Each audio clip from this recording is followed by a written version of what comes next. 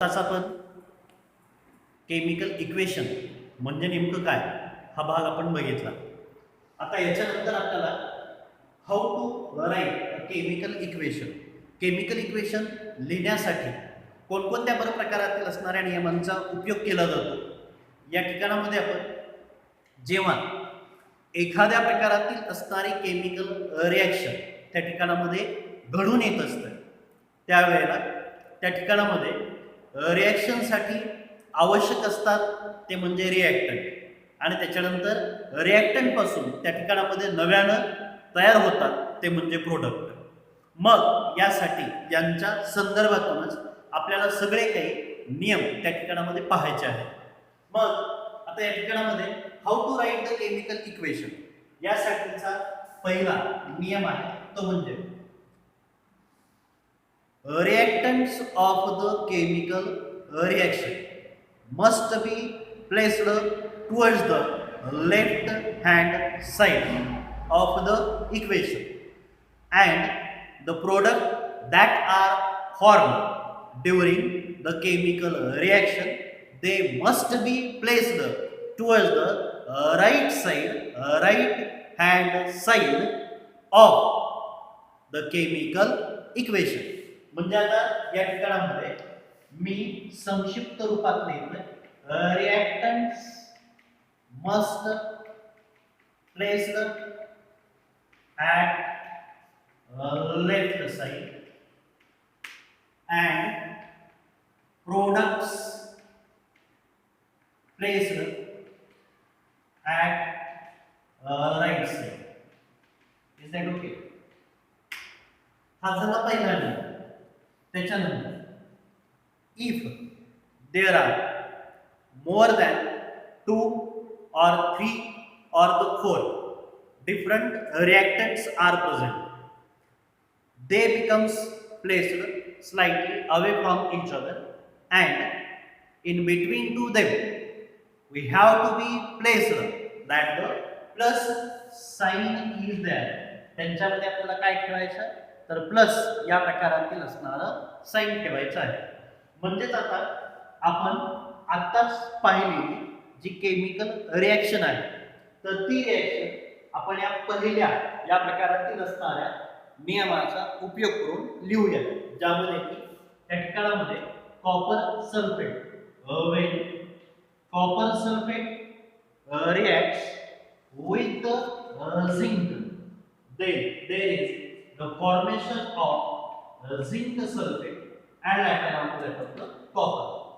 मग आता आपल्याला तर काय सांगितलंय, पहिल्या नियमाचा वापर करून आपण काय केलं तर रिॲक्टंट कोणत्या बाजूकडे लिहिले तर लेफ्ट हँड साइडकडे लिहिले, आणि त्या ठिकाणामध्ये या प्रकारातील असणारे प्रोडक्ट मात्र कोणत्या बाजूकडे लिहिलेले they are placed towards the right side. Now at here आता आपल्याला आता दुसरा नियम पाहायचा.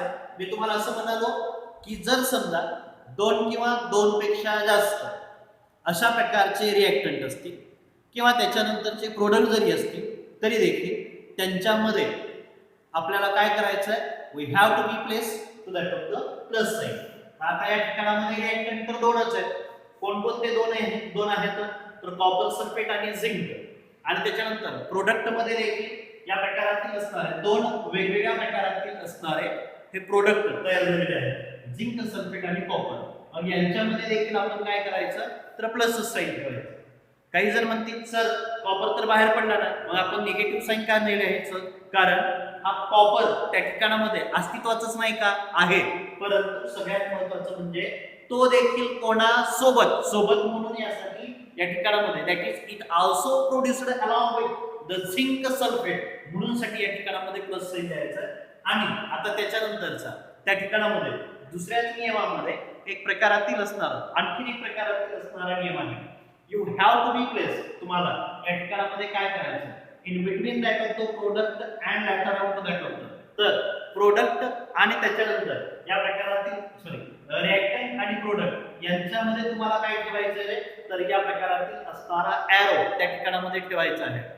एरोची टेल मात्र कोणाकडे असली पाहिजे तर या एरोची टेल मात्र या ठिकाणामध्ये रिॲक्टंटच्या बाजूकडे असली पाहिजे, आणि हेड मात्र कोणत्या बाजूकडे असलं पाहिजे तर प्रोडक्टच्या बाजूकडे असलं पाहिजे. हे नीट लक्षात घ्या. आता याच्याही नंतर दॅट इज आपण जे काही वेगवेगळ्या प्रकारातील असणारे रिएक्टंट विचारामध्ये घेतलेले होते, तर या रिएक्टंटची जी एक प्रकारची फिजिकल स्टेट आहे, you should have to be taken, you should have to be taken that the physical state of the reactant and later on that the products are there, but they are becomes to be directly right.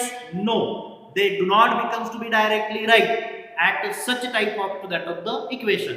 You should have to be represent only and only the abbreviative form or the condensed type of the form of their physical state. Like now at here, suppose that if the substance that need if the substance take part into the chemical reaction in its solid state मध्ये जर घेत असेल तर solid साठी काय वापरायचं तुम्हाला, तर फक्त ॲब्रिव्हिएटिव्ह फॉर्म मध्ये सॉलिडचं पहिलं letter that is the S, त्याच्यानंतर लिक्विड जर असेल तर लिक्विड साठी त्या ठिकाणामध्ये एल असं उपयोगात आणायचं, म्हणजे ऍक्च्युली सबस्टन्स हा लिक्विडच्या स्टेट मध्ये जर असेल तर, आणि त्याच्यानंतरचा जर एखाद्या प्रकारातील असणारा सबस्टन्स हा गॅसियस स्टेट मध्ये जर असेल तर या प्रकारातील असणारा गॅसियस स्टेट मध्ये.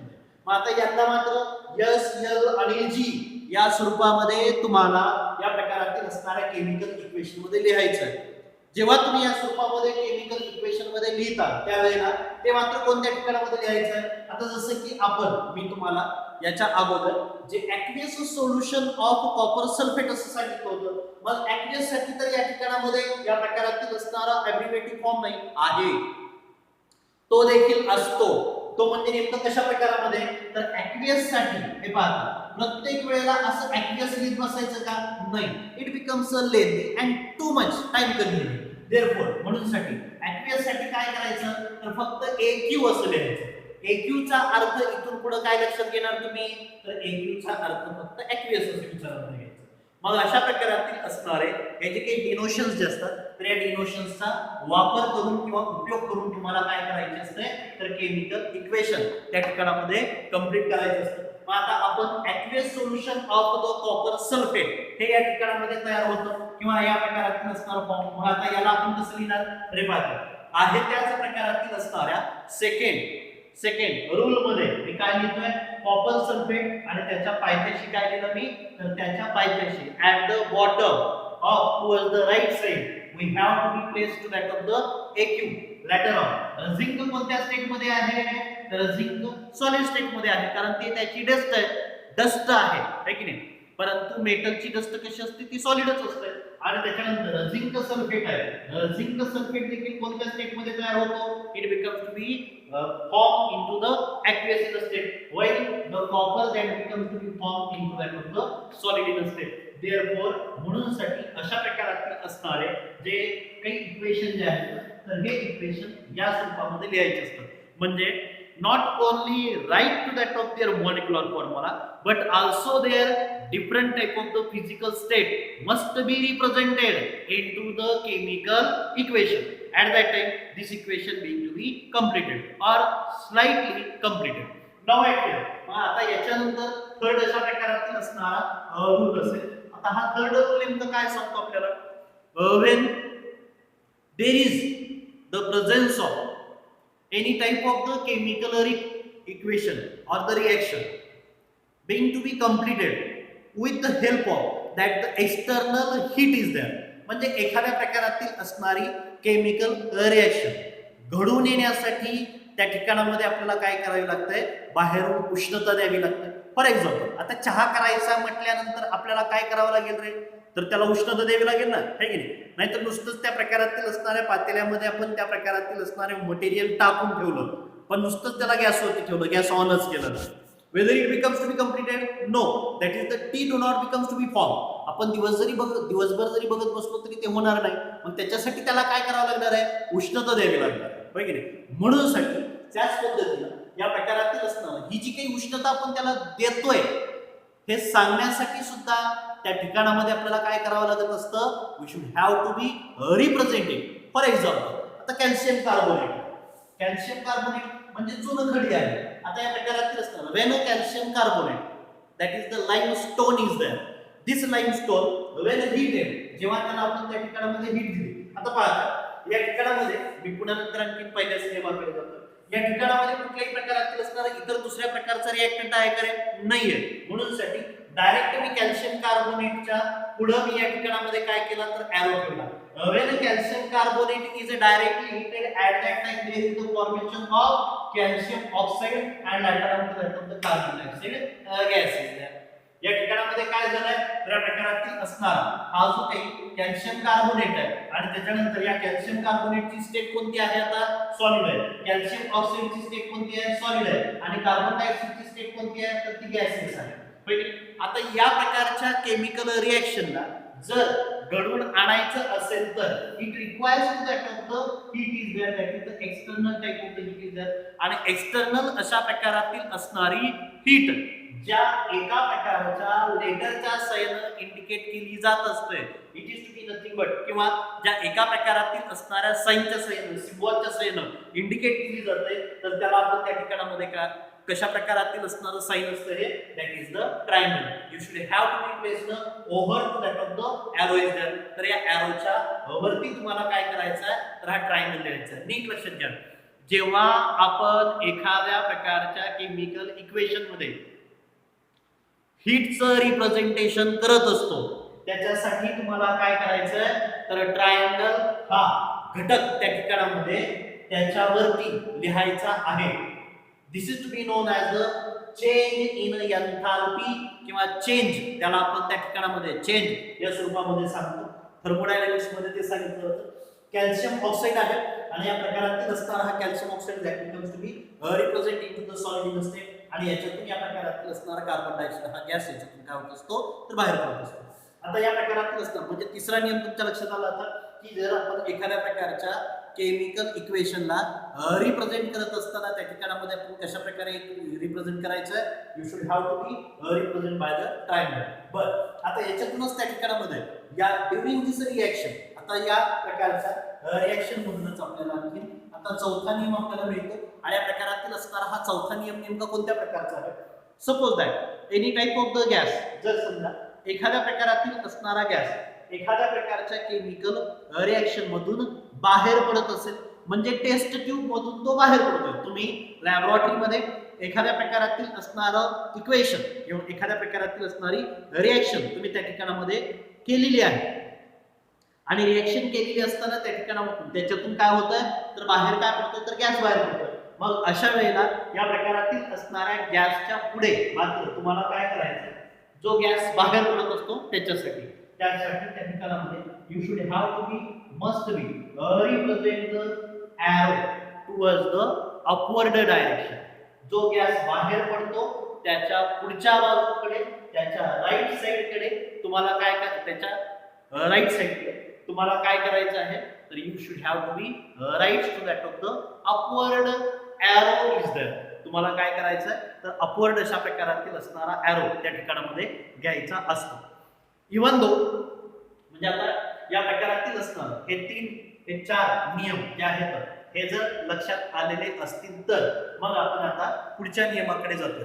जर समजा एखाद्या प्रकारातील असणारी केमिकल रिएक्शन, नीट लक्षात घ्या, जी केमिकल रिएक्शन पूर्ण होण्यासाठी म्हणजे आता पाचवा नियम आपण पाहतो, नीट लक्षात घ्या.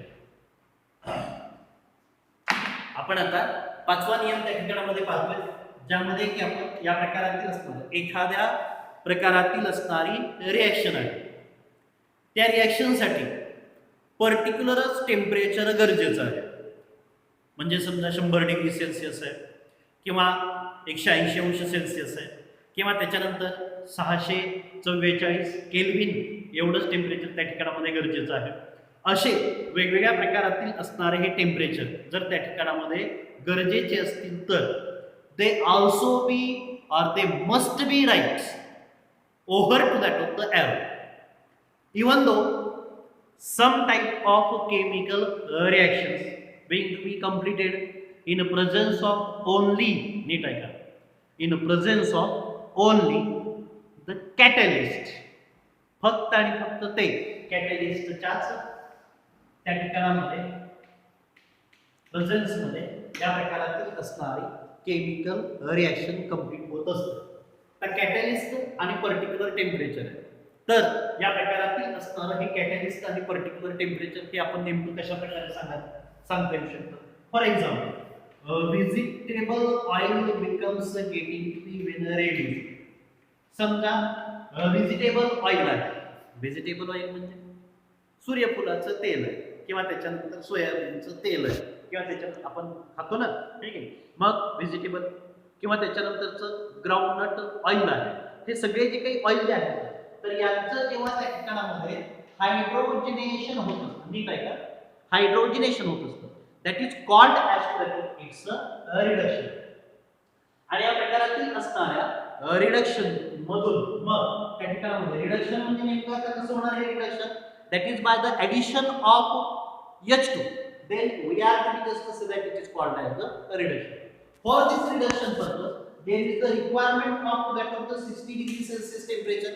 तर त्या ठिकाणामध्ये एकूण किती डिग्री सेल्सिअस टेम्परेचरची गरज असते, तर 60 अंश सेल्सिअसची गरज असते. मग आता मी या ठिकाणामध्ये काय केलं तर 60 डिग्री सेल्सिअस मी याच्या समोर लिहिलं आणि त्याच्यानंतर त्या ठिकाणामध्ये म्हणजे त्या ॲरोवरती लिहिलं. आणि ही जी काही केमिकल रिएक्शन जी आहे तर ही chemical reaction which becomes to be takes place in presence of that of the nickel catalyst is there. तर या प्रकारातील असणार याच्यासाठी कॅटॅलिस्ट कोणता गरजेचा असतो, निकेल या प्रकारचा कॅटॅलिस्ट गरजेचा असतो. हे कॅटॅलिस्ट नाही लिहिलं तरी चालतं, परंतु एक गोष्ट नीट लक्षात घ्या, फक्त या नाही जरी लिहिलं तरी सुद्धा चालतं, हे नीट लक्षात घ्या.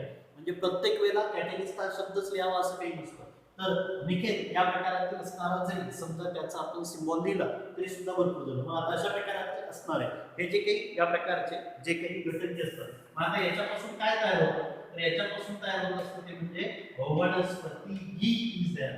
तुम्हाला माहिती आहे का वनस्पती घी, त्याला आपण कॉमनली डालडा या नावानं ओळखतो. मग आता अशा प्रकारातील असणारी सुद्धा जर इन्फॉर्मेशन जर आपल्याला लिहायची जर असेल तर त्याच्यासाठी सुद्धा आपल्याला कशाचा उपयोग करावा लागतो, तर या प्रकारातील असणारा अशा प्रकारच्या या सिम्बॉलिक प्रेझेंटेशनचा उपयोग आपल्याला त्या ठिकाणामध्ये करावा लागत असतो. हे नीट लक्षात घ्या.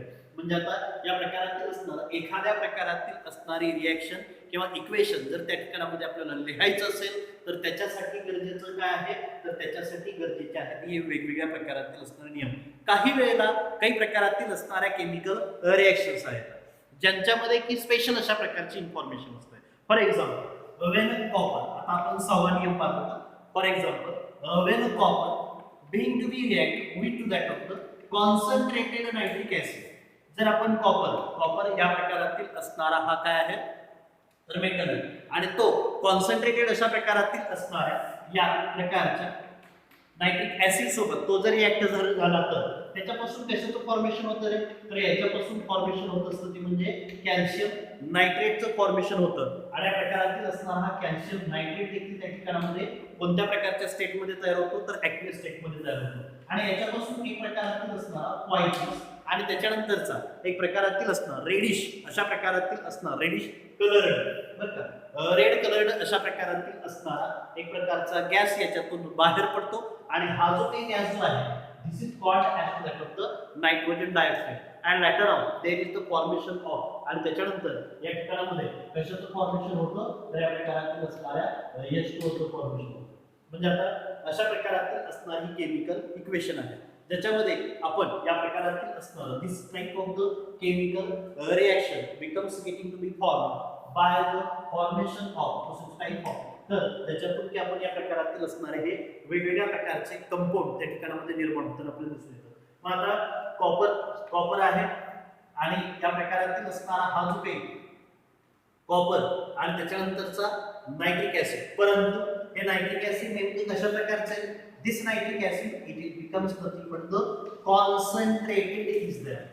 हे नायट्रिक ऍसिड कशा प्रकारचं आहे, तर कॉन्सन्ट्रेटेड अशा प्रकारातील असणारं नायट्रिक ऍसिड आहे जे की कॉन्सन्ट्रेटेड नायट्रिक ऍसिड पासून आपल्याला काय मिळाला, तर या प्रकारातील असणारा नायट्रोजन डायऑक्साइड मिळाला. तीच जर समजा आपण केमिकल रिएक्शन या ठिकाणामध्ये कशाच्या रूपामध्ये जर लिहिली तर जर कॉन्सन्ट्रेटेडच्या ऐवजी आपण nitric acid if we are taken to that of the dilute type of the nitric acid, जर आपण डायल्यूट अशा प्रकारातील असणारा नायट्रिक ऍसिड, डायल्यूट याचा अर्थ जे की जास्त रिएक्टिव्ह नसतं अशा प्रकारातील असणाऱ्या या प्रकारच्या घटकांचा आपल्याला काय करायचं, वापर करायचा. मग you just have to be write. तर जसं की कॉन्सन्ट्रेटेड साठी त्या ठिकाणामध्ये आपण कॉन्सन्ट्रेटेड हा शब्द लिहिला, तसा या ठिकाणामध्ये तुम्हाला काय करायचं आहे, तर त्या ठिकाणामध्ये डायल्यूट साठी सुद्धा तुम्हाला या प्रकारातील असणारा हा डायल्यूट अशा प्रकारातील असणारा शब्द तुम्हाला त्या ठिकाणामध्ये घ्यायचा आहे. नाउ ऍक्युअल. तर यासाठी तुम्हाला काय करायचं आहे, तर अशा प्रकारातील असणारा हा जो काही 3Cu later on to that of the 3Cu, then there is the formation of that of the, परंतु during to that of the dilute nitric acid. तर डायल्यूट नायट्रिक ऍसिडच्या दरम्यान जो एक प्रकारातील असणारा गॅस कॉपर बरोबर ती रिएक्शन झाल्यानंतर जे प्रकारचा गॅस तयार होतो that is called as the nitric oxide is there. पहिल्यांदा नायट्रोजन डायऑक्साईड तयार झाला आणि या ठिकाणामध्ये आता काय तयार झाला, तर नायट्रिक ऑक्साईड तयार झाला. म्हणजे अशा प्रकारातील असणारे हे जे काही केमिकल इक्वेशन्स जे असतात that all the chemical equation becomes to be write. So